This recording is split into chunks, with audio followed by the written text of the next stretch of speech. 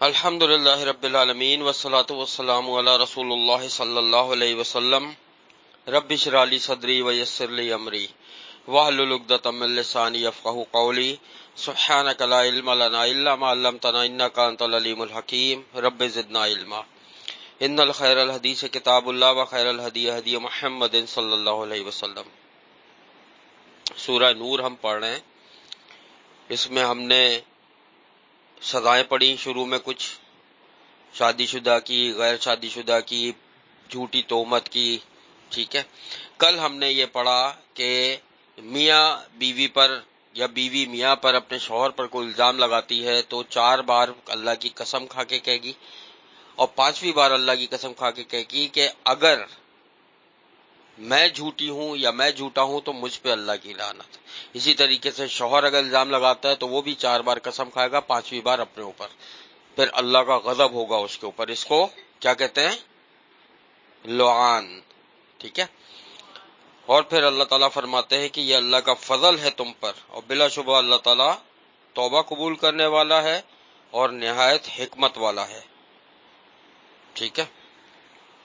آگے چلتے ہیں انشاءاللہ۔ اعوذ باللہ السمیع العلیم من الشیطان الرجیم من ہمزہ ونفخہ ونفثہ۔ إن الذين جاءوا بالإفك عصبة منكم لا تحسبوه شرا لكم بل هو خير لكم لكل امرئ منهم ما اكتسب من الإثم والذي تولى كبره منهم له عذاب عظيم لولا۔ اب اللہ تعالیٰ ارشاد فرماتے ہیں، بے شک وہ لوگ جو جھوٹ یا بہتان گڑھ کر لے آئے ہیں، یا جھوٹ یا بہتان جنہوں نے باندھا ہے، ایک گروہ وہ ہے تمہیں میں سے، نہ تم گمان کرو اسے برا اپنے لیے بلکہ وہ بہت بہتر ہے تمہارے لیے۔ ہر ایک شخص کے لیے ان میں سے سزا ہے اس قدر وہ جو اس نے کمایا گناہ سے، اور وہ شخص جس نے اٹھایا بڑا بوجھ اس گناہ کا، ان میں سے اس کے لیے ہے عذاب عظیم۔ دیکھو اس میں جو ہے اللہ تعالیٰ نے یہ فرمایا ہے کہ افق مبین، یاد ہے نا اماں عائشہ صدیقہ رضی اللہ تعالیٰ عنہ پر تہمت لگائی تھی، ٹھیک ہے۔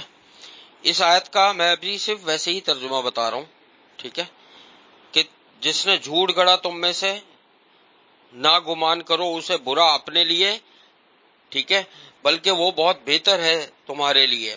ہر ایک شخص کے لیے ان میں سے سزا ہے اس قدر جو اس نے کمایا، جس نے بھی جو بات کہی اور جس حد تک کہی، ٹھیک ہے، ابھی ڈیٹیل سمجھاؤں گا آگے، ٹھیک ہے، جس حد تک کہی اس کے لیے اتنا گناہ ہے اس میں، اور وہ شخص جس نے اٹھایا بڑا بوجھ اس گناہ کا، ان میں سے اس کے لیے ہے عظیم، یعنی کہ جس نے سب سے بڑھ کر اس گناہ میں شرکت کی۔ یہ ساری بات ہو رہی ہے کس کی؟ واقعہ افک کی۔ اصل میں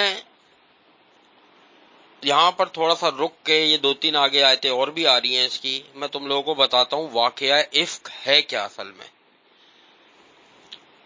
اصل میں بہت سارے اس میں جو ہمارے یہاں بھی فرقہ واریت چل رہی ہے، اماں عائشہ صدیقہ رضی اللہ تعالی عنہا پر ابھی تک ایک گروہ ایسا ہے کہ جو نعوذ باللہ بڑے بڑے الزامات لگاتا ہے۔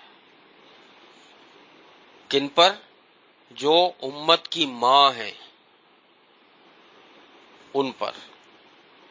اور یہ حدیث پوری صحیح بخاری میں موجود ہے، واقعہ افک کی، ٹھیک ہے، طویل حدیث ہے۔ تو میں سوچ رہا ہوں کہ واقعہ افک کے بارے میں، جس میں قرآن میں آیتیں اتری ہیں، سورہ نور کی آیتیں اتری ہیں، 10 آیتیں اللہ تعالیٰ نے اماں عائشہ صدیقہ رضی اللہ تعالیٰ عنہ کی پاکی میں اتاری ہیں، اس کی تفصیل کے لیے میں تم لوگوں کو واقعہ افک کا پورا وہ بتاتا ہوں، تفصیل سے یہ حدیث ہے، اور میں کوشش کروں گا پوری سناؤں تم لوگوں کو، تاکہ تم لوگوں کو یہ اندازہ ہو کہ یہ اصل میں واقعہ ہے کیا اور اس میں کون کون کردار شامل تھا اور پوری بات ہوئی کیا، کس سے کس نے کیا بات کری. ٹھیک ہے، میں کوشش کروں گا کہ اس میں جو چیزیں ایسی ہیں کہ سمجھ میں نہ آنے والی وہ سمجھا بھی دوں. یہ صحیح بخاری کی حدیث ہے. صحیح بخاری کا نام اس وجہ سے لے رہا ہوں کہ ٹاپ کلاس صحیح ترین کتاب ہے اس وقت اس دنیا میں قرآن کے بعد جس کا درجہ ہے. پوری امت مسلمہ چاہے دنیا کے کسی حصے میں کسی ملک میں بھی مسلمان رہتے ہیں، کسی بھی فرقے سے تعلق ہے، سب کا یہ ایمان اور یقین ہے قرآن کے بعد زمین پر اگر صحیح ترین کتاب ہے تو وہ صحیح بخاری ہے. اس کتاب کی اور تفصیل میں نہیں جاؤں گا، صرف ریفرنس کافی ہے کیونکہ ابھی میرا مقصد ہے حدیث سنانا. ٹھیک ہے، حدیث کے شروع میں راوی ہیں حضرت ابن شہاب سے روایت ہے، انہوں نے کہا مجھے عروہ بن زبیر، سعید بن مسیب، علقمہ بن وقاص اور عبید اللہ بن عبداللہ بن عتبہ بن مسعود رضی اللہ تعالی عنہ نے نبی صلی اللہ علیہ وسلم کی زوجہ محترمہ حضرت عائشہ صدیقہ رضی اللہ تعالی عنہا سے بیان کیا. یہ ایک راویوں کی چین چلتی ہے کہ امام بخاری نے کس سے سنا، انہوں نے کس سے سنا، انہوں نے کس سے، تبع تابعی، تابعی، صحابی اور صحابی نے نبی صلی اللہ علیہ وسلم سے. ٹھیک ہے، اس طریقے سے ہوتا ہے پورا کہ جب تہمت لگنے والوں نے ان کے متعلق وہ سب کچھ کہا جو انہیں کہنا تھا، ان تمام حضرات نے مجھ سے حضرت عائشہ صدیقہ رضی اللہ تعالیٰ عنہ کی حدیث کا ایک حصہ بیان کیا. ان میں سے بعض کو یہ قصہ زیادہ بہتر طریقے سے یاد تھا اور وہ اچھے طریقے سے اسے بیان کرتا تھا. میں نے ان میں سے ہر ایک کی روایت یاد رکھی جو اس نے حضرت عائشہ سے لی تھی، اگرچہ کچھ لوگوں کو دوسرے کے مقابلے میں یہ روایت زیادہ بہتر طریقے سے یاد تھی، تاہم ان میں سے ایک روایت دوسرے کی بیان کردہ روایت کی تصدیق کر دی ہے. یہ اصل میں مختلف لوگوں نے مختلف صحابہ سے روایت ہوئی تھی نا، کوئی اس واقعے کے بارے میں کچھ جانتا تھا، کوئی کچھ جانتا تھا، کوئی کچھ جانتا تھا، کوئی کچھ جانتا تھا. اب یہ جو حدیث سنا رہے ہیں یہ سنا رہے ہیں اما عائشہ صدیقہ رضی اللہ تعالیٰ عنہ نے، کیونکہ وہ مین کریکٹر ہیں اس واقعے کا. ان کی زبانی اب سنو، ان کی زبانی. ان لوگوں نے بیان کیا کہ اما عائشہ صدیقہ رضی اللہ تعالیٰ عنہ نے فرمایا، اب غور سے سننا ہے پورا واقعہ. نبی صلی اللہ علیہ وسلم کی یہ عادت تھی کہ جب آپ سفر کا ارادہ کرتے تو اپنی ازواج مطہرات کے درمیان قرآن دازی کرتے. جس بیوی کے نام پہ پرچی نکلتی، قرآن دازی نکلتی، تو نبی صلی اللہ علیہ وسلم اسے اپنے ساتھ سفر پہ لے جاتے تھے. اما عائشہ صدیقہ رضی اللہ تعالیٰ فرماتی ہیں آپ صلی اللہ علیہ وسلم نے ایک غزوہ جو آپ نے لڑا اس میں ہمارے درمیان قرآن دازی فرمائی تو میرا نام نکل آیا. میں نبی صلی اللہ علیہ وسلم کے ساتھ روانہ ہوئی. یہ واقعہ پردے کے احکام نزول سے ہونے کے بعد کا، یعنی پردے کے احکامات جب آ گئے تھے اس کے بعد کا یہ واقعہ ہے. چنانچہ مجھے ہووج میں سمیٹ کر سوار کر دیا گیا. اب یہ کیا ہوتا ہے ہووج؟ یہ اصل میں تم لوگوں نے دیکھا ہے، یہاں تو نظر نہیں آتا شہروں میں، کبھی اگر ٹی وی میں دیکھا ہو یا پرانے کسی ڈراموں میں دیکھا ہو یا گاؤں کی کوئی ویڈیو دیکھی ہو کہ اونٹ ہوتا ہے، اونٹ کے اوپر ایک پالکی ٹائپ کی بنائی جاتی ہے جیسے دلہن جس میں سوار ہوتی ہے نا، اور اس میں 4 ڈنڈے ہوتے ہیں کہ آگے پیچھے سے لوگ اٹھا کے وہ اونٹ پہ رکھ دیتے ہیں، اور جب اس میں سے لڑکی کو یا دلہن کو اترنا وہ اٹھا کے نیچے رکھتے ہیں، دلہن یا لڑکی باہر آ جاتی ہے. ٹھیک ہے، پھر وہ کہیں جانا ہو کہیں واپس آ کے اس میں بیٹھتی تھی اور پھر وہ اٹھا کے دوبارہ اونٹ پہ رکھتے تھے. ظاہر ہے اس وقت گاڑیاں تھوڑی ایجاد ہوئی تھی اور پردے کی وجہ سے اس کو اندر بٹھایا جاتا تھا، چاروں طرف اس کے جیسے بنا ہوتا، جیسے ہٹ ٹائپ کی، چھوٹی سی ہٹ ٹائپ کی ہوتی تھی لیکن اس کی چاروں وہ ہوتی تھی، چاروں طرف لکڑیاں. تو وہ فرماتی ہیں اما عائشہ کہ مجھے سمیٹ کر اس میں مجھے سوار کر دیا جاتا تھا اور اتارا جاتا تھا. اسی طرح ہم روانہ ہوئے. پھر جب نبی صلی اللہ علیہ وسلم اس غزوے سے فارغ ہو گئے تو واپس ہوئے. واپسی پر ہم مدینہ طیبہ کے قریب تھے اور ایک جگہ ہمارا پڑاؤ تھا. ایک رات آپ نے کوچ کرنے کا اعلان کیا. جب لوگوں نے کوچ کی تیاریاں شروع کری تو میں اٹھی اور تھوڑی دور چل کر لشکر کی حدود سے باہر چلی گئی. کیوں چلی گئی؟ وہ ایک جگہ رکے ہوئے تھے سارا قافلہ، لیکن یہ بتا رہی ہیں کہ میں اپنی اس پالکی سے، میں پالکی کا لفظ استعمال کروں گا تاکہ سمجھنے میں آسانی ہو، حالانکہ یہ اس کا ہم وزن نہیں ہے لیکن ملتا جلتا ہے. وہ کہنے لگی میں پالکی سے اتر کر باہر نکل گئی اور تھوڑا سا قافلہ تھا اس سے آگے چلی گئی. کیوں؟ قضائے حاجت سے فارغ ہونے کے لیے. ٹھیک ہے، اس کے بعد میں اپنی سواری کے پاس پہنچی. وہاں پہنچ کر میں نے اپنا سینہ ٹٹولا تو ظفار کے مونگوں کا بنا ہوا ہار گم پایا. یہ بڑا قیمتی ہار تھا جو اماں عائشہ صدیقہ رضی اللہ تعالیٰ عنہ کو ان کی میرا خیال ہے کسی سہیلی نے گفٹ کیا تھا. وہ ان کے گلے میں نہیں تھا. وہ پالکی کے پاس پہنچی، ہار کو گم پایا. وہ فرماتی اب میں واپس ہوئی اور اپنا ہار تلاش کرنے لگی. اس تلاش میں کچھ دیر ہو گئی، یعنی وہ واپس اس جگہ گئی جہاں قضاء حاجت کے لیے گئی تھی، تو وہ یہ سمجھ رہی تھی شاید وہاں گر گیا. وہ واپس وہاں چلی گئی، یعنی قافلے سے آگے چلی گئی اور دور. اماں عائشہ بیان کرتی ہیں کہ جن لوگوں نے میری وہ پالکی اٹھا کر رکھی تھی وہاں پہ، انہوں نے قافلے جب کوچ کرنے کا اعلان کیا، انہوں نے کیا کیا، میری پالکی کو اٹھایا اور واپس اونٹ پہ رکھ دیا. وہ یہ سمجھے میں اس میں بیٹھ گئی ہوں. واپس اونٹ پر رکھ دیا جس میں سوار ہوا کرتی تھی. انہوں نے یہ خیال کیا کہ میں اندر موجود ہوں. اب آگے سنو. دراصل ان دنوں عورتیں بہت ہلکی پھلکی ہوا کرتی تھی اور بھاری برکم نہیں ہوا کرتی تھی، نہ ان پر اتنا گوشت ہوتا تھا اور وہ معمولی خوراک کھاتی تھی. اس لیے اٹھانے والوں نے پالکی کو جب اٹھایا تو انہیں پتہ نہیں چلا کہ اندر اماں عائشہ ہیں یا نہیں ہے. اس سے کتنی اچھی بات ہمیں پتہ چلی کہ اماں عائشہ صدیقہ ہماری ماں، مومنوں کی ماں، دبلی پتلی خوبصورت حسین ماشاءاللہ اللہ کی مومنہ بندی تھی اور نبی صلی اللہ علیہ وسلم کی زوجہ تھی. ٹھیک ہے. اس کے بعد کیا ہوا، انہوں نے واپس اس کو رکھ دیا اور کوئی فرق محسوس نہیں کیا. یوں بھی میں اس وقت کم عمر لڑکی تھی. الغرض انہوں نے اونٹ کو اٹھایا، زمین سے کھڑا کیا اور روانہ ہو گئے. لشکر کے چلے جانے کے بعد مجھے ہار بھی مل گیا. لشکر جب چلا گیا تو ان کو ہار مل گیا. کیوں؟ جب لشکر گیا تو وہ اونٹ کے نیچے ہی پڑا ہوا تھا، ہار مل گیا. جب میں وہاں پہنچی تو وہاں کوئی بھی نہ تھا، نہ پکارنے والا نہ جواب دینے والا. اس لیے میں وہاں آئی جہاں اصل ڈیرا تھا. مجھے یقین تھا میرے نہ ہونے کا جب علم ہوگا تو جلدی مجھے لینے کے لیے واپس آ جائیں گے.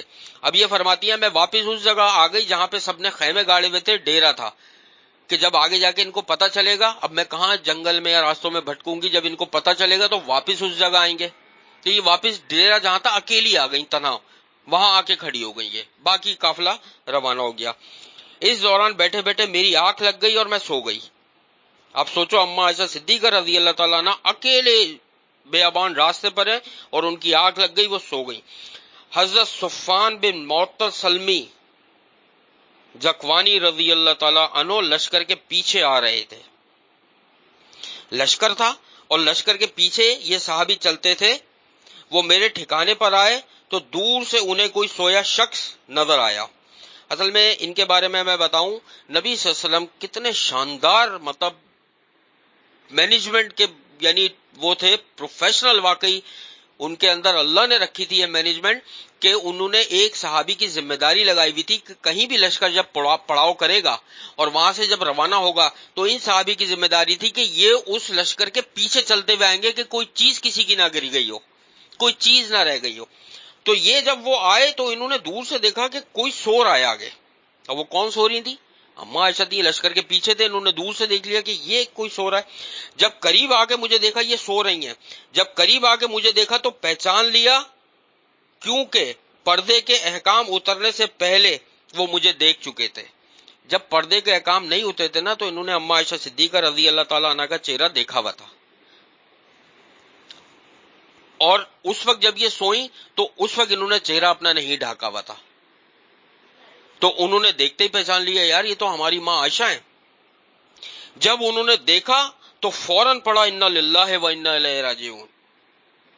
ٹھیک ہے، یہ پڑھا اور ان کی آواز سے میں بیدار ہو گئی اور فوراً اپنی چادر سے اپنا چہرہ ڈھانپ لیا، فوراً پردہ کر لیا ان کو دیکھتے ہی.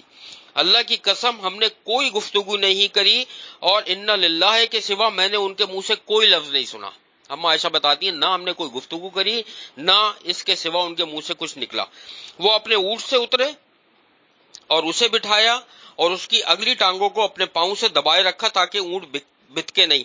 اور اس دوران میں اٹھی اور اس پر سوار ہو گئی.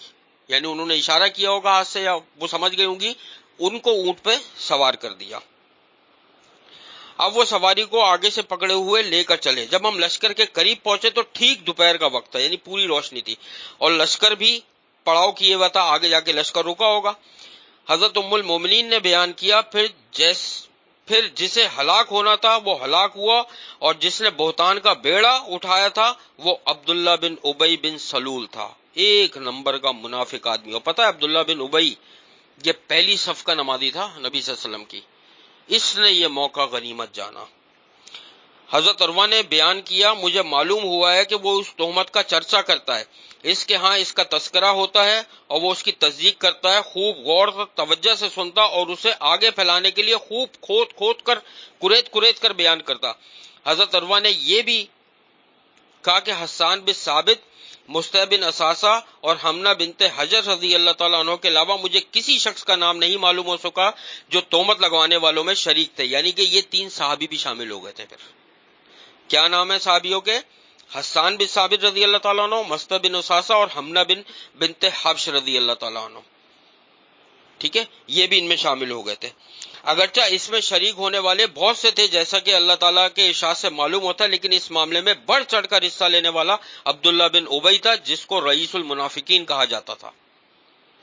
حضرت عروہ نے کہا کہ ام المومنین حضرت عائشہ رضی اللہ تعالیٰ عنہ اس بات کو اچھا خیال نہیں کرتی کہ ان کے پاس حضرت حسان بن ثابت کو برا بھلا کہا جائے، اور فرماتی تھی کہ یہ شعر حسان نے ہی کہا ہے کہ میرا باپ دادا میری عزت و ناموس محمد صلی اللہ علیہ وسلم کی عزت کی حفاظت کے لیے تمہارے سامنے ڈھال بنی رہیں گی. اما عائشہ فرماتی ہیں پھر ہم مدینہ پہنچے. یعنی پتہ ہے نا کہ حضرت حسان رضی اللہ عنہ نبی صلی اللہ علیہ وسلم کی شان میں شعر و شاعری کیا کرتے تھے ان کی تعریف میں. اب جب یہ اما عائشہ مدینہ پہنچ گئیں تو وہاں پہنچتے ہی وہ بیمار پڑ گئیں اور مہینہ بھر بیمار رہیں. اسی دوران میں تہمت لگانے والوں کی افواہوں کا لوگوں میں بہت چرچا رہا. اس کے متعلق مجھے کچھ معلوم نہیں تھا. یہ فرماتی ہیں تہمتیں چلتی رہیں مارکیٹ میں، گاؤں سے گاؤں پھیلتی رہی، لیکن میں بیمار تھی، مجھے کچھ نہیں پتا چلا کہ یہ کیا باتیں ہو رہی ہیں، اور ان کو اتنا اندازہ بھی نہیں تھا یہ بات اتنی پھیل جائے گی. بیماری کی حالت میں مجھے یہ شک ضرور گزرتا تھا کہ نبی صلی اللہ علیہ وسلم سے وہ لطف اور مہربانی نہ دیکھی تھی جو آپ بیماری سے پہلے کیا کرتے تھے. اما عائشہ بتاتی ہیں کہ جب میں بیمار تھی تو نبی صلی اللہ علیہ وسلم میرے پاس تشریف لاتے، سلام کرتے، دریافت کرتے تم کیسی ہو، تمہاری طبیعت کیسی ہے، صرف اتنا پوچھ کر واپس چلے جاتے تھے. نبی صلی اللہ علیہ وسلم کا ان سے وہ برتاؤ نہیں تھا جو اس واقعے سے پہلے کا تھا. اب یہ انہوں نے نوٹ کرنا شروع کیا اب کوئی بات ضرور ہے، کیونکہ یہ بیمار تھی، یہ تو باہر نہیں نکلنی تھی کہ اتنا چرچا ہو چکا تھا ان سب چیزوں کا. آپ صلی اللہ علیہ وسلم کے اس عمل سے مجھے شبہ ہوا، لیکن مجھے اس شر کا شعور تک نہ تھا جو پھیل چکا تھا. مجھے یہ پتہ ہی نہیں تھا کہ بات اتنی پھیل چکی ہے. حتیٰ کہ مجھے بیماری سے کچھ افاقہ ہوا تو میں ام مستہ کے ساتھ مناسے کی طرف گئی، اور مناسے ہمارے لیے قضاء حاجت کی جگہ تھی. یہ وہی ام مستہ جو اوپر بیان کیا تھا، ان کے ساتھ قضاء حاجت کے لیے باہر گئیں. وہاں صرف رات کے وقت جاتے تھے، اور یہ ہمارے گھر سے بیت الخلاء بنانے سے پہلے کی بات ہے. میدان میں جا کر رفع حاجت کرنے میں ہمارا دستور پہلے عربوں جیسا تھا، میدانوں میں جا کے کیا کرتے تھے. اپنے گھروں میں بیت الخلاء بنانے کو باعث تکلف یا تکلیف خیال کیا کرتے تھے. اما عائشہ نے پھر فرمایا میں اور حضرت مستہ رضی اللہ تعالی عنہ کی والدہ باہر نکلی، اور وہ ابو رحم بن مطلب بن عبد المناف کی بیٹی تھی اور ان کی ماں کی بیٹی تھی جو حضرت ابو بکر صدیق رضی اللہ تعالی عنہ کی خالہ تھی، اور اس کا بیٹا مستہ بن اساسہ بن عباد بن مطلب ہے. الغرض میں اور ام مستہ حاجت سے فارغ ہو کر اپنے گھر کی طرف واپس آ رہی تھی. یہ 2 واپس آ رہی تھی، یعنی اما عائشہ تھی اور ام مستہ تھی. ام مستہ اپنی چادر میں الجھ کر گر پڑی اور کہنے لگی مستہ ذلیل ہو. میں نے کہا آپ نے بڑی بری بات زبان سے نکالی. اما عائشہ کہنے لگی میں نے ان سے کہا تھا آپ نے بہت بری بات زبان سے نکالی ہے کہ مستہ ذلیل ہو. کیا آپ ایک ایسے شخص کو برا کہہ رہی ہیں جو غزوہ بدر میں شریک ہو چکا ہے؟ اس نے کہا اے بھولی بی بی، کیا تو نے اس کی باتیں نہیں سنی؟ میں نے پوچھا. اس نے کہا انہوں نے بہتان لگانے والوں کا واقعہ ذکر کیا. ام المومنین نے کہا ان باتوں کو سن کر میری تو بیماری اور بڑھ گئی. اب انہوں نے بتایا کہ بہتان لگانے والوں میں تو ام مستہ شامل تھی. اب یہ کہتی ہیں اما عائشہ میں پہلے سے بھی زیادہ بیمار ہو گئی، کیونکہ مجھے اندازہ ہو گیا کہ اب پورے گاؤں میں، پورے شہر، پورے عرب میں اب یہ بات پھیل گئی ہے میری. جب میں اپنے گھر آئی تو نبی صلی اللہ علیہ وسلم میرے پاس تشریف لائے. آپ نے سلام کیا اور پوچھا تمہارا کیا حال ہے؟ میں نے عرض کی آپ مجھے میرے والدین کے یہاں جانے کی اجازت دیتے ہیں؟ کیا میں جا سکتی ہوں وہاں؟ یعنی حضرت ابو بکر صدیق رضی اللہ تعالیٰ عنہ کے گھر پہ. میرا ارادہ یہ تھا کہ میں اپنے والدین سے اس خبر کی تصدیق کروں گی، پوچھوں گی پورا معاملہ اپنے والدین سے. بہرحال نبی صلی اللہ علیہ وسلم نے مجھے اجازت دی. میں اپنی والدہ سے گھر جا کر پوچھا اما جان لوگوں میں جو افواہیں گردش کر رہی ہیں ان کی کیا حقیقت ہے؟ انہوں نے کہا پیاری بیٹی ایسی باتوں پر توجہ نہ دو، اللہ کی قسم ایسا شاہد ہی کہیں ہوا ہو کہ ایک خوبصورت عورت کسی ایسے شوہر کے ساتھ ہو جو اس سے محبت بھی رکھتا ہو اور اس کی شوقیں بھی ہوں تو یقیناً وہ حسد کا نشانہ نہیں بنے گی کیا کہ تم اتنی خوبصورت ہو، تمہارے شوہر نبی صلی اللہ علیہ وسلم ہے تو لوگ حسد کی وجہ سے تمہارے بارے میں افواہیں پھیلا رہے ہیں۔ اما عائشہ رضی اللہ تعالیٰ عنہ نے فرمایا سبحان اللہ، کیا ان باتوں کا عام لوگوں میں چرچا ہے؟ کیا یہ باتیں سب جانتے ہیں؟ میں ساری رات روتی رہی، میرے آنسو نہیں رکتے تھے اور نہ مجھے نیند آتی تھی، پھر میں صبح کو بھی روتی رہی۔ انہوں نے فرمایا دوسری طرف نبی صلی اللہ علیہ وسلم نے حضرت علی بن ابی طالب جو ان کے یعنی داماد تھے اور حضرت اسامہ بن زید رضی اللہ تعالیٰ عنہما کو بلایا تاکہ اپنی بیویوں کے فراق کے متعلق ان سے مشورہ کر سکیں۔ نبی صلی اللہ علیہ وسلم نے ان دو صحابہ کو بلایا تاکہ اب مشورہ کر سکیں، یہ بات بہت پھیل گئی ہے، ٹھیک ہے، کہ اب ان سے مشورہ کر سکے کہ اب بتاؤ میں کیا کروں، میری بیوی کے متعلق تو اتنی لوگ غلط باتیں کر رہے ہیں، اور اس سلسلے میں ابھی تک آپ پر وحی بھی نہیں آئی تھی اللہ کی طرف سے کوئی۔ تو حضرت اسامہ رضی اللہ تعالیٰ نے تو نبی صلی اللہ علیہ وسلم کو وہ مشورہ دیا جو آپ کی بیوی کی پاک دامنی کے متعلق جانتے تھے اور جو اہل خانہ کی اپنے دل میں محبت رکھتے تھے۔ چنانچہ انہوں نے کہا وہ آپ کی بیوی ہیں، مجھے ان میں خیر اور بھلائی کے علاوہ کچھ نہیں دکھتا۔ لیکن حضرت علی رضی اللہ تعالیٰ انہوں نے کہا اللہ کے رسول، اللہ تعالیٰ آپ پر کوئی تنگی نہیں رکھی اور عورتیں بھی ان کے علاوہ بہت ہیں، یعنی کہ آپ ان کو طلاق دے کر کسی اور سے نکاح کر سکتے ہیں۔ یہ حضرت علی رضی اللہ تعالیٰ عنہ نے نبی صلی اللہ علیہ وسلم سے کہا کہ اور بھی بہت ہیں عورتیں، آپ حضرت بریرہ رضی اللہ تعالیٰ سے پوچھ لیں، وہ بھی صحیح صورتحال سے آپ کو آگاہ کر دیں گی۔ یہ بھی حضرت علی نے کہا۔ نبی صلی اللہ علیہ وسلم نے حضرت بریرہ رضی اللہ تعالیٰ کو بلایا، ان سے دریافت کیا بریرہ کیا تم نے کوئی ایسی بات دیکھی ہے عائشہ میں، یعنی عائشہ میں کوئی ایسی بات دیکھی ہے؟ اب نبی صلی اللہ علیہ وسلم کو بھی تجسس ہونے لگا، کوئی ایسی بات دیکھی ہے کہ شبہ ہو، کوئی شک ہو یا شبہ ہو تو بتاؤ۔ تو حضرت بریرہ رضی اللہ تعالیٰ نے عرض کی اس ذات کی قسم جس نے آپ کو حق دے کر مبعوث کیا ہے، میں نے عائشہ رضی اللہ تعالیٰ عنہ میں نہیں دیکھا، البتہ اتنی بات ضرور ہے کہ وہ ایک نو عمر چھوٹی لڑکی ہیں، یعنی آٹا گوندھ کر سو جاتی ہیں اکثر اور بکری اسے کھا جایا کرتی تھی، یعنی لاپرواہی میں کہ اتنا ضرور دیکھا ہے کہ وہ آٹا گوندھ کے رکھ دیا کرتی تھی، سو جایا کرتی تھی اور بکری اس کو کھا لیا کرتی تھی۔ ام المومنین نے فرمایا پھر اس دن نبی صلی اللہ علیہ وسلم نے ممبر پر کھڑے ہو کر خطبہ دیا اور عبداللہ بن ابی کے متعلق عدل و انصاف کا مطالبہ کیا، یعنی وہ جو منافق تھا۔ آپ صلی اللہ علیہ وسلم نے فرمایا اے گروہ مسلمین، اس شخص کے بارے میں میری مدد کون کرے گا جس نے مجھے میری بیوی کے متعلق اذیت پہنچائی؟ اللہ کی قسم میں اپنی بیوی میں بھلائی کے علاوہ کچھ نہیں دیکھتا۔ انہوں نے ایک ایسے شخص کا نام لیا جس کے بارے میں مجھے بھلائی کے علاوہ کچھ نہیں معلوم، وہ جو میرے گھر آئے میرے ساتھ ہی آئے۔ یہ سن کر حضرت سعد بن معاذ رضی اللہ تعالیٰ نے کھڑے ہوئے، ان کا تعلق ایک قبیلے سے تھا۔ انہوں نے کہا اللہ کے رسول میں آپ کی مدد کروں گا، اگر وہ شخص قبیلہ اوس کا ہوا تو میں اس کی گردن کاٹ دوں گا، اگر وہ ہمارے قبیلے کا بھائی ہوا خزرج کا تو میں اس کے متعلق جو آپ کا حکم ہوگا ویسا کروں گا۔ یہ سن کر قبیلہ خزرج کا ایک آدمی کھڑا ہوا، حضرت حسان بن ثابت رضی اللہ تعالیٰ انہوں کی والدہ ان کے چچا کی بیٹی تھی، وہ اس قبیلے سے تھے۔ وہ سعد بن عبادہ قبیلہ خزرج کے سردار تھے، اس سے پہلے وہ نیک سیرت تھے لیکن قبیلے کی جا حمایت ان پر غالب آ گئی۔ انہوں نے حضرت سعد سے کہا تم خلاف واقع بات کرتے ہو، تم اسے قتل نہیں کر سکتے اور نہ تمہارے اندر اتنی طاقت ہے، اگر وہ تمہارے قبیلے کا ہوتا تو تم اسے قتل کا نام نہ لیتے۔ اس کے بعد حضرت سعد رضی اللہ تعالیٰ نے کے چچا زاد بھائی اسید بن حضیر رضی اللہ تعالیٰ نے کھڑے ہوئے اور سعد بن عبادہ کو مخاطب کر کے کہا اللہ کی قسم کو تم غلط فہمی کا شکار ہو، ہم اسے ضرور قتل کریں گے۔ اب اس میں کوئی شک نہیں تم منافقوں کا کردار ادا کرتے رہے ہو اور ان کے دفاع میں بیان کرتے رہے ہو۔ اتنے میں انصار کے دونوں قبیلے اوس اور خزرج بڑک اٹھے۔ یہ دیکھو دونوں قبیلوں کی لڑائی شروع ہو گئی، اتنا خطرناک فتنہ تھا یہ افک مبین جس کو قرآن نے کہا ہے کہ دو قبیلے صحابہ کرام کے لڑ گئے تھے آپس میں، یعنی پیاسے ہو گئے تھے خون کے، اور نبی صلی اللہ علیہ وسلم کھڑے ہوئے ممبر پہ، ٹھیک ہے، اور ایسا معلوم ہوتا تھا ابھی آپس میں لڑ پڑیں گے۔ نبی صلی اللہ علیہ وسلم ابھی ممبر پر تشریف فرما تھے اور آپ انہیں مسلسل خاموش کراتے رہے حتیٰ کہ سب چپ ہو گئے اور نبی صلی اللہ علیہ وسلم خود بھی خاموش ہو گئے۔ ام المومنین حضرت عائشہ صدیقہ رضی اللہ تعالیٰ نے فرمایا میں اس دن بھی روتی رہی، نہ میرے آنسو تمتے تھے اور نہ میری آنکھ لگتی تھی، یعنی نہ مجھے نیند آتی تھی، پورا دن پوری رات روتی رہتی تھی اور نہ آنسو رکتے تھے۔ صبح کے وقت میرے والدین میرے پاس آئے تو میری یہ حالت تھی کہ 2 راتیں اور 1 دن میرا روتے ہوئے گزرا۔ اس پورے عرصے میں نہ میرے آنسو رکے اور نہ مجھے نیند آئی۔ ایسا معلوم ہوتا تھا روتے روتے میرا کلیجہ پھٹ جائے گا۔ ابھی میرے والدین میرے پاس ہی بیٹھے تھے اور میں مسلسل روئے جا رہی تھی کہ قبیلہ انصار کی ایک خاتون نے اندر آنے کی اجازت طلب کری۔ میں نے اسے اجازت دی تو وہ میرے ساتھ بیٹھ کر رونے لگی۔ اما عائشہ فرماتی ہیں ابھی ہم اسی حالت میں تھے کہ نبی صلی اللہ علیہ وسلم آئے، آپ نے سلام کیا اور بیٹھ گئے۔ فرماتی ہیں جب سے یہ واقعہ ہوا تھا آپ صلی اللہ علیہ وسلم اس وقت سے آج تک میرے پاس نہیں بیٹھے تھے۔ آتے تھے، طبیعت پوچھتے تھے اور چلے جاتے تھے، لیکن آج آ کر بیٹھ گئے۔ مہینہ بھر انتظار کے باوجود میرے متعلق نبی صلی اللہ علیہ وسلم پر کوئی وحی نہیں آئی۔ 1 مہینے تک وہ کس کرب میں گزری ہوں گی، اللہ کی قسم یہ صرف وہی جانتی ہیں۔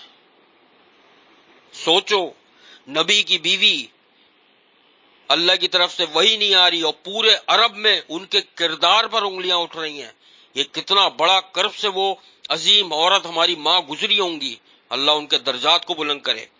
ٹھیک ہے، پھر وہ مہینہ بھر انتظار کے باوجود بھی کوئی وحی نہیں آئے۔ بیٹھنے کے بعد نبی صلی اللہ علیہ وسلم نے خطبہ پڑھا، پھر فرمایا اے عائشہ مجھے تمہارے بارے میں اسی طرح کی اطلاعات ملی ہیں جو چل رہی ہیں، ہر طرف سے یہی اطلاعات ملی ہیں۔ اگر تم واقعی اس معاملے میں پاک صاف ہو تو اللہ تعالیٰ تمہاری گواہی خود بیان کر دیں گے، اور تم نے گناہ کر لیا ہے تو اللہ تعالیٰ سے مغفرت طلب کرو۔ نبی صلی اللہ علیہ وسلم بالآخر فرمایا کہ اگر تم بے قصور ہو تو اللہ وحی کے ذریعے مجھے بتا دے گا، اور اگر تم نے یہ گناہ کیا ہے تو تم اللہ سے مغفرت طلب کرو اور اس کی طرف رجوع کرو، کیونکہ بندہ جب اپنے گناہ کا اعتراف کر کے توبہ کرتا ہے تو اللہ تعالیٰ اس کی توبہ قبول کرتا ہے۔ ہمّا عائشہ نے فرمایا جب نبی صلی اللہ علیہ وسلم اپنی بات پورے کر چکے تو میرے آنسو تھم گئے، یہاں تک کہ مجھے ایک قطرہ بھی محسوس نہیں ہوتا تھا کہ آنسو نکلے۔ میں نے پہلے اپنے والد گرامی یعنی ابو بکر صدیق رضی اللہ تعالیٰ عنہ سے عرض کی آپ صلی اللہ علیہ وسلم کو ان کی گفتگو کا جواب دیں۔ انہوں نے فرمایا اللہ کی قسم میں کچھ نہیں جانتا، مجھے نبی صلی اللہ علیہ وسلم سے کیا کہنا ہے۔ پھر میں نے اپنی والدہ سے عرض کی آپ اس بارے میں نبی صلی اللہ علیہ وسلم کو مطمئن کریں۔ میری والدہ نے کہا اللہ کی قسم میں بھی نہیں جانتی کہ نبی صلی اللہ علیہ وسلم کو کیا جواب دوں۔ دونوں سگے ماں اور باپ خاموش ہو گئے کہ ہم جواب نہیں دے سکتے نبی صلی اللہ علیہ وسلم کو، ہمیں کچھ نہیں پتا۔ اس بنا پر میں خود گویا ہوئی، یعنی میں خود بولی، حالانکہ میں بہت کم عمر اور نوخیز لڑکی تھی، میں نے قرآن مجید بھی بہت زیادہ نہیں پڑھا تھا۔ میں نے کہا اللہ کی قسم مجھے معلوم ہے کہ آپ لوگوں نے اس طرح کی افواہوں پر کان دھرا ہے، میرے خلاف باتیں جو ہوئی ہیں آپ لوگوں کے دل میں اتر گئی ہیں اور آپ لوگوں نے اسے سچا سمجھ لیا ہے۔ اب اگر میں آپ لوگوں سے کہوں گی کہ میں پاک دامن ہوں تو آپ میری تصدیق نہیں کریں گے۔ یہ کس سے کہہ رہی ہیں؟ اپنی ماں سے، اپنے باپ سے اور اپنے شوہر نبی صلی اللہ علیہ وسلم سے، کہ لوگوں کی باتوں نے اتنا آپ لوگوں پر اثر ڈال دیا ہے کہ میری بات آپ لوگوں کے شاید دل میں نہ اترے، اور اگر میں اس گناہ کا اقرار کر لوں حالانکہ اللہ خوب جانتا ہے کہ میں اس سے بری ہوں تو آپ میری تصدیق کرنے لگیں گے۔ اللہ کی قسم میرے اور آپ لوگوں کی مثال حضرت یوسف علیہ السلام کے والد جیسی ہے، جنہوں نے کہا تھا کہ صبر ہی اچھا ہے، اور جو تم کچھ کہہ رہے ہو اس کے متعلق اللہ ہی بہترین مددگار ہے۔ یعنی انہوں نے کیا دعا پڑھی تھی جو میں نے سکھائی تھی تم لوگوں کو، واللہ المستعان علی ما تصفون، کہ اب میں وہ دعا پڑھتی ہوں کہ اللہ ہی مددگار ہے میرا، میں اللہ ہی سے مدد طلب کرتی ہوں اس بارے میں جو یہ لوگ بیان کر رہے ہیں میرے بارے میں۔ ٹھیک ہے، پھر میں منہ پھیر کر اپنے بستر پر لیٹ گئی۔ اللہ خوب جانتا تھا کہ میں اس معاملے میں قطعی طور پر پاک دامن تھی اور اللہ تعالیٰ خود میری برات نازل کرے گا، یعنی کہ میری حمایت میں اللہ تعالیٰ کچھ فرمائے گا۔ اللہ کی قسم، اما عائشہ فرماتی ہیں اللہ کی قسم مجھے یہ گمان نہ تھا کہ اللہ تعالیٰ میرے بارے میں وہی نازل کر دے گا جو قیمت، یعنی اتنی قیمتی وہی اللہ تعالیٰ میرے بارے میں قرآن میں نازل کر دے گا جو قیامت تک لوگ پڑھتے رہیں گے۔ تو مجھے تو صرف اتنی امید تھی کہ اللہ تعالیٰ شاید نبی صلی اللہ علیہ وسلم کو کوئی خواب دکھا دیں گے جس کے ذریعے سے اللہ تعالیٰ مجھے بتا دیں گے کہ یہ ایسی عورت نہیں ہے، لیکن اللہ کی قسم ابھی نبی صلی اللہ علیہ وسلم اس مسجد سے اٹھے بھی نہیں تھے اور نہ کوئی گھر کا فرد باہر گیا تھا، یعنی وہ تینوں بیٹھے ہوئے تھے، نبی صلی اللہ علیہ وسلم پر وحی نازل ہونا شروع ہو گئی اور ان کی وہی کیفیت ہو گئی جو وحی کے وقت ہوا کرتی تھی، یعنی موتیوں کی طرح پسینے ٹپکنے لگے آپ کے چہرے سے، حالانکہ سردی کا موسم تھا۔ یہ کیفیت اس وحی کی وجہ سے تھی جو آپ پر نازل ہو رہی تھی۔ اما عائشہ فرماتی ہیں جب یہ کیفیت ختم ہوئی تو نبی صلی اللہ علیہ وسلم مسکرا رہے تھے، سب سے پہلا حکم جو آپ کی زبان سے نکلا وہ یہ تھا کہ اے عائشہ اللہ تعالیٰ نے تیری برات کر دی ہے، یعنی اللہ تعالیٰ نے اماں عائشہ کی طرف سے گواہی دی تھی. سوچو اللہ کی گواہی، تیری برات نازل فرما دی ہے. میری والدہ نے مجھے کہا کہ نبی صلی اللہ علیہ وسلم کی طرف اٹھو، یعنی اٹھ کے کھڑی ہو اور نبی صلی اللہ علیہ وسلم کی طرف بڑھو اور آپ کا شکریہ ادا کرو. اماں عائشہ نے کیا فرمایا پتہ ہے؟ میں نے کہا اللہ کی قسم میں آپ کے شکریہ کے لیے اٹھ کے کھڑی نہیں ہوں گی، میں تو اللہ کا شکر ادا کروں گی پہلے. یہ عورتیں گزری ہیں. ایمان دیکھو اللہ کی ذات پہ کہ جس نے میری برات نازل کری، جس رب نے میری گواہی دی. اور کیا گواہی دی؟ یہ جو آیت ہم نے پڑھی ہے کہ بے شک جن لوگوں نے بہتان گڑھا وہ تمہیں میں سے ایک ٹولہ ہے، جس کو اللہ نے افک مبین کا نام لیا کہ عظیم بہتان گڑھا، سے لے کر 10 آیتوں تک. اس کے بعد اللہ تعالیٰ نے صراحت کے ساتھ میری برات یعنی تفصیل سے آیتیں نازل کی. ابو بکر صدیق رضی اللہ تعالیٰ عنہ نے کہا جو رشتہ داری اور تنگ دستی کی وجہ سے حضرت مصطح بن اساسہ پر خرچ کرتے تھے، یعنی جو خرچ کرتے تھے، اللہ کی قسم میں اب مصطح پر کبھی خرچ نہیں کروں گا. انہوں نے ان کا راشن روک دیا کہ جس نے الزام لگایا تھا کہ میں اب اس کے گھر میں راشن نہیں ڈلواؤں گا کیونکہ اس نے میری بیٹی یعنی کہ نبی صلی اللہ علیہ وسلم کی زوجہ پر بہتان بازی کی ہے. اس پر اللہ تعالیٰ نے نازل کی آیت تم میں سے صاحب فضل اور آسودہ حال لوگوں کو یہ قسم نہیں کھانی چاہیے. اللہ نے منع کر دیا. یار اللہ کی شان دیکھو تم کہ اللہ تعالیٰ نے ان کی پاکی کی گواہی دی. اور ابو بکر صدیق رضی اللہ تعالیٰ نے جب غصہ ہوا کہ اس شخص نے میری بیٹی پر جھوٹ بولا تھا تو انہوں نے کہا میں اس کا خرچہ روک دوں گا. اللہ نے وہ بھی منع کر دیا. اللہ کو اپنے بندوں سے کتنی محبت ہے، سوچو اس بات کو. اللہ تعالیٰ نے فرمایا ان سے کہ اللہ تعالیٰ بے حد بخشنے والا اور نہایت رحم کرنے والا ہے. حضرت ابو بکر صدیق رضی اللہ تعالیٰ نے کہا کہ اللہ کی قسم کیوں نہیں، میں تو اس بات کو پسند کرتا ہوں کہ اللہ تعالیٰ مجھے معاف کر دے. چنانچہ حضرت ابو بکر صدیق رضی اللہ تعالیٰ نے حضرت مصطح رضی اللہ تعالیٰ کو خرچہ دینا شروع کر دیا جو پہلے دیا کرتے تھے. نیز فرمایا اللہ کی قسم آئندہ میں یہ وظیفہ کبھی نہیں روکوں گا. اماں عائشہ رضی اللہ تعالیٰ عنہ نے فرمایا کہ نبی صلی اللہ علیہ وسلم میرے معاملے کے بارے میں حضرت زینب بنت حجج سے بھی دریافت کیا. آپ نے ان سے فرمایا عائشہ کے متعلق تمہیں کیا معلومات ہیں یا ان میں سے تم نے کیا بات دیکھی؟ تو انہوں نے کہا اللہ کے رسول میں نے اپنی کانوں اور آنکھوں کو محفوظ رکھتی ہوں، اللہ کی قسم میں ان کے متعلق خیر اور بھلائی کے علاوہ کچھ نہیں جانتی، یعنی میں نے ان میں صرف خیر اور بھلائی دیکھی ہے. اماں عائشہ بیان کرتی ہیں یہی زینب تھی جو نبی صلی اللہ علیہ وسلم کی ازواج مطہرات میں سے میرا مقابلہ کیا کرتی تھی، لیکن اللہ تعالیٰ نے ان کی پرہیزگاری کی وجہ سے انہیں بچا لیا. البتہ ان کی ہمشیر حمنہ رضی اللہ تعالیٰ عنہ نے غلط راستہ اختیار کیا اور ہلاک ہونے والوں کے ساتھ وہ بھی ہلاک ہوئی تھی. یہ وہ تھی جنہوں نے غلط کیا تھا اور وہ ہلاک ہونے والوں کے ساتھ شامل ہو گئی تھی. ابن شہاب جو اس کے راوی ہیں حدیث کے، بہت بڑے عالم گزرے، بہت بڑے عالم ابن شہاب رحمۃ اللہ علیہ. اس حدیث کی یہی وہ تفصیل تھی جو ان اکابر کی طرف سے مجھے پہنچی. ابن شہاب بتاتے ہیں مجھے اتنی حدیث پہنچی، پوری ان کی زبانی یہ بتائی ہے انہوں نے. حضرت عروہ نے بیان کیا اماں عائشہ نے فرمایا اللہ کی قسم وہ شخص جسے اس قصے میں متہم کیا گیا تھا اس نے کہا سبحان اللہ، اس ذات کی قسم جس کے ہاتھ میں میری جان ہے میں نے آج تک کسی عورت کا سطر نہیں کھولا. اماں عائشہ کا بیان ہے وہ اس واقعے کے بعد اللہ کے راستے میں شہید ہو گئے. جو صحابی اماں عائشہ کو گھوڑے پہ بٹھا کے یعنی اونٹ پہ بٹھا کر لائے تھے ان پہ یہ الزام لگایا تھا نا، تو انہوں نے یہ قسم کھائی اللہ کی قسم میں نے کبھی کسی عورت کی طرف ہاتھ بھی نہیں بڑھایا. تو اماں عائشہ بتاتی ہیں اللہ نے ان کو اتنا بڑا درجہ دیا کہ وہ اللہ کے راستے میں شہید ہوئے. یہاں پر آ کر اس حدیث کا اختتام ہوتا ہے. یہ واقعہ تفصیل سے میں نے بتایا. ٹھیک ہے، کوئی چیز پوچھنا ہو تو ضرور پوچھنا. اللہ تعالیٰ سے دعا ہے کہ اللہ تعالیٰ کے یہ بھی جو نیک بندوں کے بارے میں ہم نے پڑھا ہے اللہ تعالیٰ ان سب کے درجات کو اور بلند فرمائے. اللہ تعالیٰ ہمارے گھروں میں، ہمارے رزق میں، ہمارے علم میں برکت عطا فرمائے. ہمیں قرآن اور حدیث کے مطابق زندگی گزارنے کی توفیق عطا فرمائے اور ہمارے ملک کے حالات بہتر بنا دے. جو مسلمان ایک دوسرے کو نقصان پہنچا رہے ہیں اللہ تعالیٰ ان کو بہترین ہدایت عطا کر دے، ان کے دلوں میں پیار اور محبت بھر دے. اے اللہ تو دشمن اسلام اور جو بھی مسلمانوں کے دشمن ہیں ان سب کو تباہ و برباد و نیست و نابود فرما دے میرے اللہ. آخرت میں ہمارا حساب کتاب انبیاء، شہداء، صدیقین اور سلف صالحین کے ساتھ فرما دیجیے گا. ہمیں نبی صلی اللہ علیہ وسلم کا ساتھ، ان کی شفاعت اور ان کے ہاتھوں سے آب کوثر نصیب فرما دیجیے گا اللہ، اور ہم سب کو ان 70,000 لوگوں میں شامل فرما دیجیے گا جو بغیر حساب کتاب کے تیری رحمت سے جنت الفردوس میں جائیں گے۔ اللہم انا نسألوک الہدی والتقی والعفاف والغنی رب ارحمہما کما ربیانی صغیرا رب انی لما انزلت الی من خیر فقیر۔ اللہم انا نسألوک الجنت الفردوس وقنا عذاب النار، اللہم انا نسألوک الجنت الفردوس وقنا عذاب النار، اللہم انا نسألوک الجنت الفردوس وقنا عذاب النار۔ ربنا تقبل منا انک انت السمیع العلیم وتب علینا انک انت التواب الرحیم۔ سبحان اللہ عما یصفون وسلام علی المرسلین والحمد للہ رب العالمین۔ نبی صلی اللہ علیہ وسلم نے حضرت عمر فاروق رضی اللہ تعالیٰ عنہ سے بھی مشورہ کیا تھا اس بارے میں، کیونکہ نبی صلی اللہ علیہ وسلم کے بہترین دوست تھے وہ۔ حضرت عمر فاروق رضی اللہ تعالیٰ عنہ نے فرمایا تھا نبی صلی اللہ علیہ وسلم سے کہ اللہ نے جس عورت سے آپ کا نکاح کیا ہے نبی، وہ ہرگز بد کردار ہو ہی نہیں سکتی۔ کتنا شاندار جواب دیا انہوں نے یہ، اور اللہ نے کیا درجہ دیا امہات المومنین کا۔